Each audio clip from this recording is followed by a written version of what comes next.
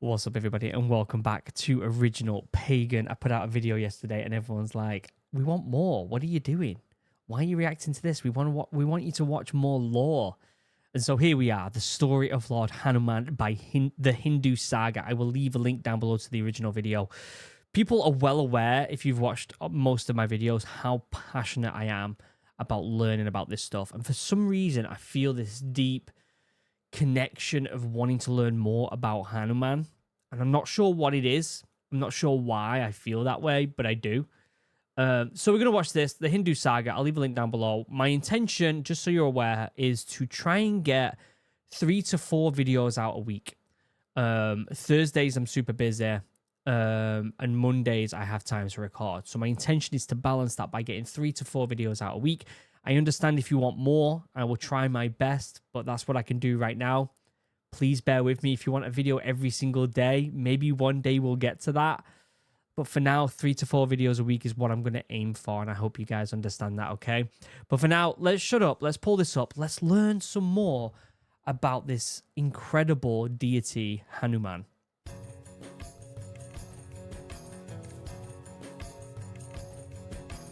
Hanuman has been known in Hinduism as the supreme devotee of Lord Ram. He is one of the leading characters of the sacred Hindu text Ramayana. Hanuman is believed to possess the power to grant strength, success, and protection to his devotees. His worship is especially popular amongst those seeking to overcome obstacles, including illness, poverty, and spiritual challenges. The first mention of Hanuman can be found in the texts as early as Rig Veda, where references of a divine monkey are found. He Weird. finds much broader expression in the Puranas. Shiva Puran mentions Hanuman as an avatar of Lord Shiva. When Vishnu agreed to be born as a human to defeat Ravan, Lord Brahma felt that he would need help, so he asked Shiva to take an avatar as well. So that's how Hanuman was made? Is that what you could say? Shiva decided to be born as Hanuman. Hanuman's mother, Anjana, was an Apsara named Punjikasthala, who was Interesting. born on earth as a Vanara princess due to the curse of a sage. I feel like that needs elaborating on quite a lot. Anjana Also, I didn't realize that my head is kind of taking up some of the text here, so I'm just going to move my head a little bit to the top here. was married to Kesari, a Vanar chief, and the son of Brihaspati. There are multiple stories associated with the birth of Hanuman. Oh, However, in every story, Vayu, the god of the wind, has a major significance. so there's loads of interpretations about how he was born, how he was conceived. That's really interesting. Among all the stories, the most popular one is the one where King Dashrath was doing a great penance to obtain sons. Finally, Brahma gave him a pudding that Dashrath gave to his queens to eat, as a result of which Ram, Bharat, Lakshman, and Shatrughna were born. On the other side, Anjana and Kesari performed an intense prayer to Vayu to beget him as their child. Pleased with their devotion, Vayu granted them the boon they sought. According to the legend, some pudding was taken away by the wind, who dropped it into Anjana's hands. Eating Got a bit of that pudding. You know what I mean? Flew away into his hands. Hell yeah, a bit of pudding. it, she too gave birth to Lord Hanuman. That's super cool. Hanuman is thus often known as Anjani Putra or Anjaneya, meaning the son of Anjana, or Interesting. sometimes as Vayu Putra, meaning the son of Vayu. As a child, Hanuman was very mischievous. He has that like mischievous vibe to him, doesn't he? Where he seems like like a bit of fun. Like this seems like a deity that could have a little bit of fun, but then when it's serious, I mean, if you think about it, it's what's inspired like Goku, right? From Dragon Ball Z, and from what people have been telling me, what's he called from One Piece? I've only watched the live version on Netflix. I haven't watched the regular animated One Piece. Is it Luffy? Is that what the One Piece main character's called? Luffy? Let me have a look. Is it Luffy? Monkey D. Luffy, yeah.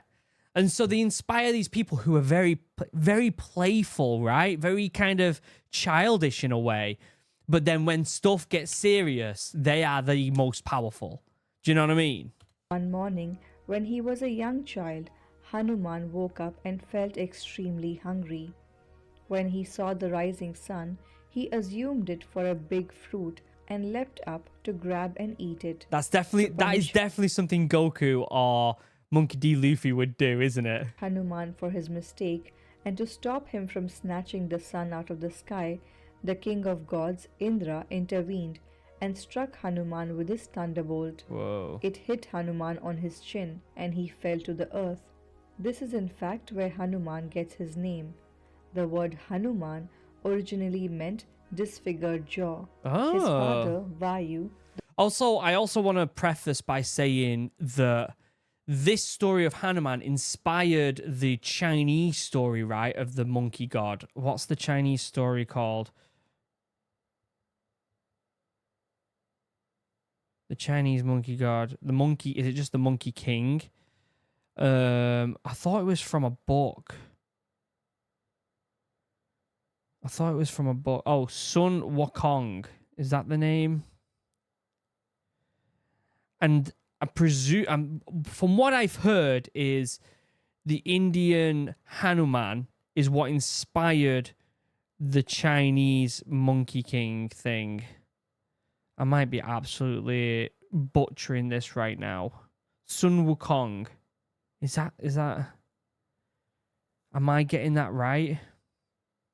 I got to do a bit of Googling because I want to make sure I'm getting this right. I don't want to, like, missay something. Do you know what I mean?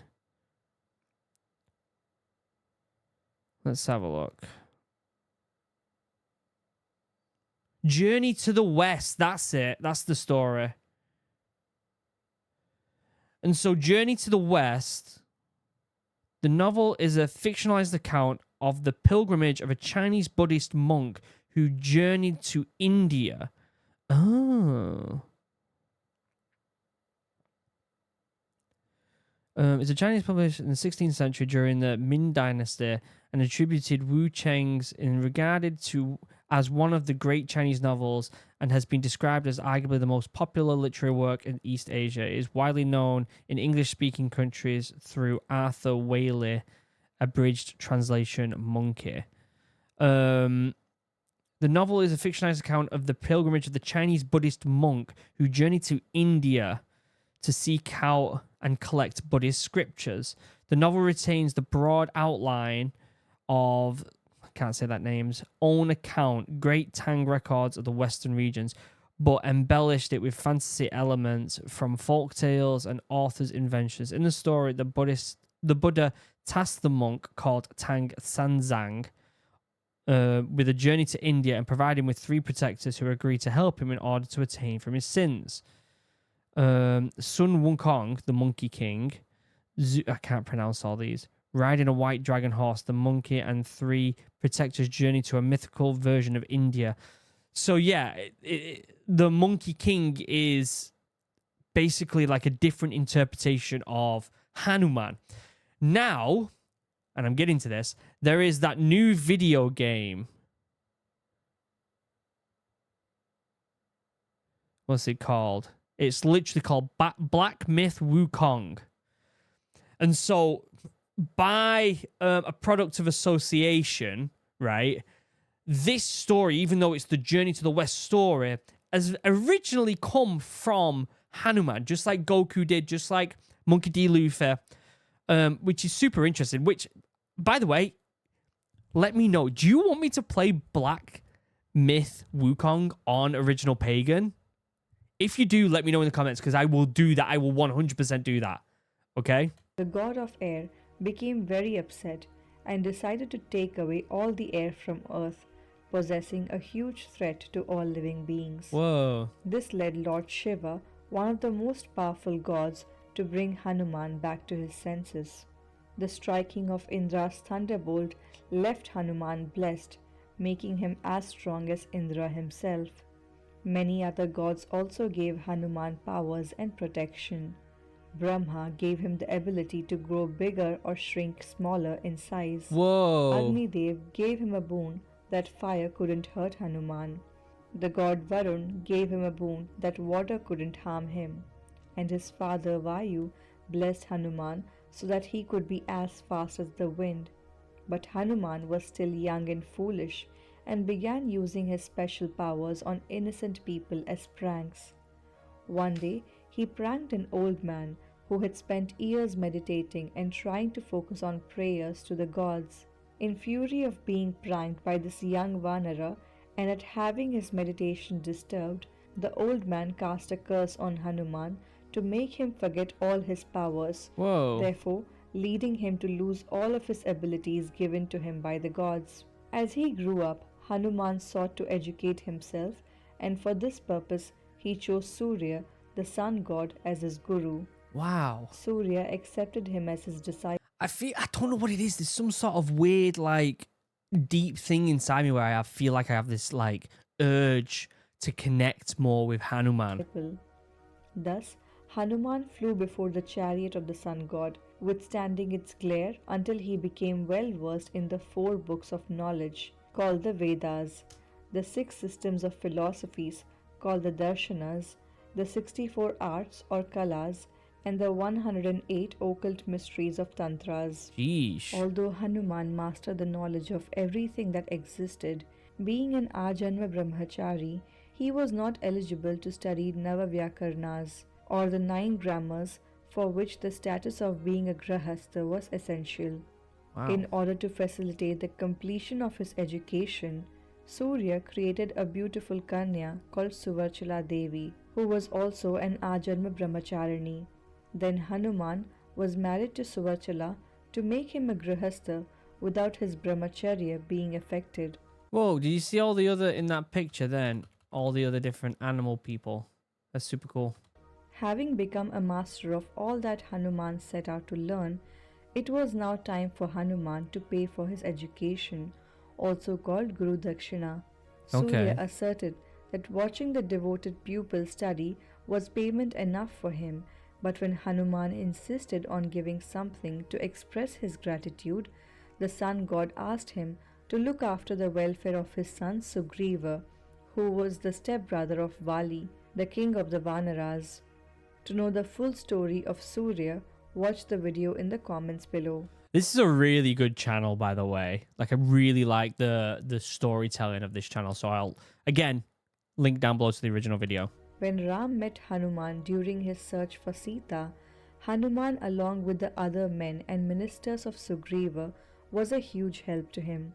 When Sugriva sent his men in all directions to trace Sita, Hanuman was sent down south and eventually comes to the very bottom of India, where the land turns to ocean. On the other side of the ocean, Hanuman could see the island of Lanka, but it was too far for him to jump or to swim. Hanuman was given back the powers he had forgotten at this time to fulfill his duty and destiny of serving Ram.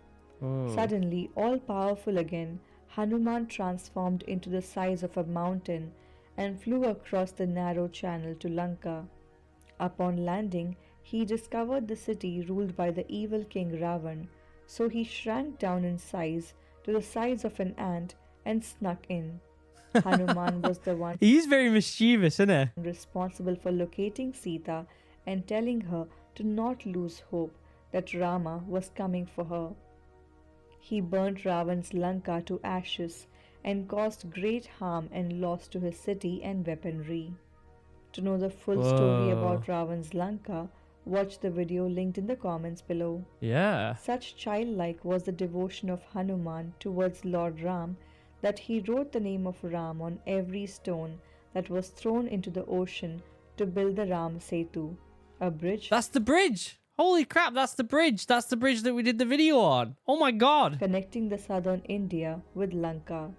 During the battle between Ram and Ravan, Lakshman was badly injured and was almost killed. Upon seeing the devastation in Lord Ram, Hanuman left to find a life-restoring herb called the Sanjeevani Booty, located on a far-off Gotta find that booty. mountain. in Dronagiri range of the Himalayas in Uttarakhand. When he reached the mountain and had difficulty in picking the right herb, in his devotion and loyalty, he lifted the entire mountain and carried it back to Lanka. Why not bring it all? Just bring it all. It is also believed that Hanuman had every capability and chance of defeating Ravan by himself, but he abandoned this idea to let his lord Sri Ram have the praises. It is often said that there was a version of Ramayana that was written by Lord Hanuman himself. One day, Valmiki came to know that the great Hanuman too had penned the adventures of Rama, engraving the story with his nails on rocks. A curious Valmiki traveled to the Himalayas where Hanuman was residing to see his version of the Ramayana. When Hanuman read out his narration, Valmiki was overwhelmed by its sheer power and poetic caliber. Whoa. It was truly an inspired piece. Valmiki felt both joy and sorrow. Joy because he had the chance to hear an exceptionally beautiful poem, and sad because it overshadowed his work. When Hanuman saw the unhappiness his work had caused to Valmiki, he smashed the engraved rocks, destroying his creation forever. Jeez. Such Gotta find them rocks, guys. We're gonna find it. Let's bring it back. Let's get this new story, new lore. was Hanuman's selflessness. For him, narrating the tales of Rama's adventures as a means to re experience Rama was more important than the fame of being a great poet or a writer. Oftentimes, Hanuman is depicted in red color, and there is a story behind this depiction as well. Weird. Every morning in Ayodhya, Hanuman would observe Sita parting her hair and putting vermilion powder, enacting a ritual which is always done by married women. It is interesting how there's certain characters depicted in different colours. And I don't know much about that, so I should probably learn, eh? Being naturally of a curious bent of mind, he asked her the reason behind this daily ritual. "It is for the well being of my husband," replied Sita. Huh.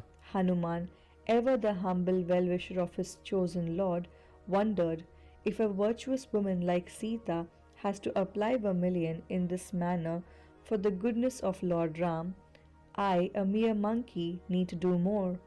Thus thinking, he took a bowl full of the paste and smeared his whole body with the vermilion.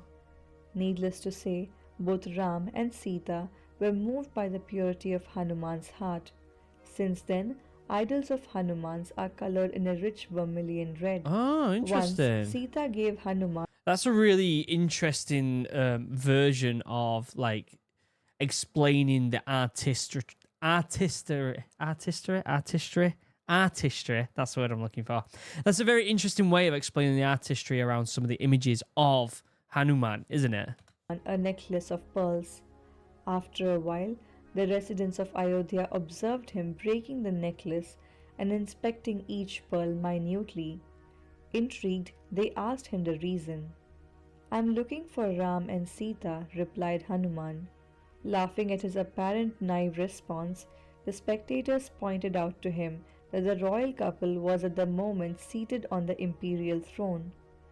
"But Ram and Sita are everywhere," wondered aloud the true Bhakt Hanuman. Not understanding the depth of his devotion, they further teased him. "So if Ram and Sita live in your heart, can you show them to us?" That's when he rips his chest. Unhesitantly, Boom. Hanuman stood up and with his sharp nails tore open his chest. There, within his throbbing heart, the astonished audience were taken aback to find the enshrined image of Ram and Sita. Never again did anyone make fun of Hanuman's devotion. Hanuman is also known as Panchamukhi, meaning the one with 5 heads. Each head signifies a particular trait. Hanuman signifies courage and strength. Narasimha signifies fearlessness. Garuda signifies magical skills and the power to cure snake bites. Whoa. Varaha signifies health and exorcism. Hygriva signifies victory over enemies. It almost seems like there's always this depiction of different heads in Santanadharma, isn't there? I'm going to start trying to say that instead of Hinduism. To know the full story of Panchamukhi Hanuman, watch the video linked in the comments below. There are no references of Hanuman's death or the end of his avatar. No, he's supposed to be around He forever, is isn't one he? of the 7 Chiranjeevis, meaning the one who will live till the end of time. Yeah. He also finds his mention in Mahabharata, which occurred in a different yuga thousands of years later. Bhim, the son of Pandu, had an encounter with Lord Hanuman and mistook him for a Oh. weak old monkey. Bhim tried to use his mace to push the monkey's tail, but the tail remained immovable. After a protracted struggle, Bhim realized that this was no ordinary monkey. Bhim eventually gave up and asked for pardon. Lord Hanuman thereupon came in his original form and blessed Bhim. Hanuman was also the one protecting Krishna and Arjuna through the Mahabharata war when they were fighting with the celestial weapons on their chariot. Celestial weapons? What?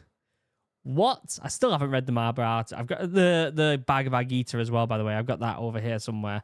I need to read that. And I still need to buy that copy of the Mahabharata. I've literally still got it as a tab on my phone on Amazon, ready to purchase. Like, it's literally always there, ready to purchase. I just haven't got round to it yet because it's a lot of money. When the war was over, Hanuman bowed to Lord Krishna before getting out of the chariot.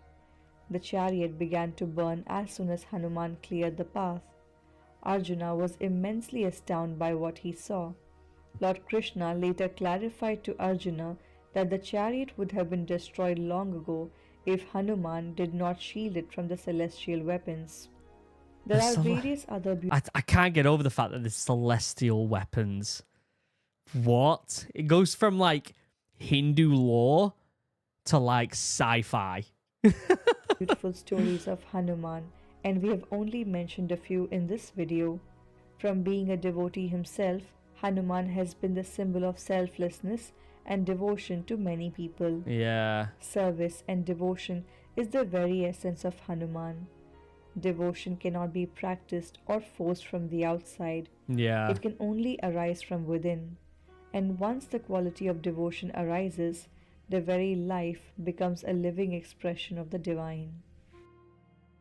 What a great video by the Hindu sagas. I will leave a link down below to the original video. Absolutely phenomenal.